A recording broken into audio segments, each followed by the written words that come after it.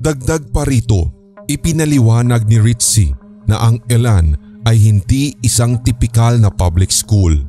Maaaring pinanghawakan rin ng mga magulang ang binitiwan nitong salita na, quote, "Their parents bring them here to succeed when everything else has failed."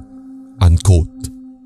Sa datos, lumalabas na mga karamihan sa mga magulang na nagpasok sa kanilang mga anak sa programa ng Elan ay mga mayayaman, habang ang ilan ay kilalang personalidad sa kanilang lugar.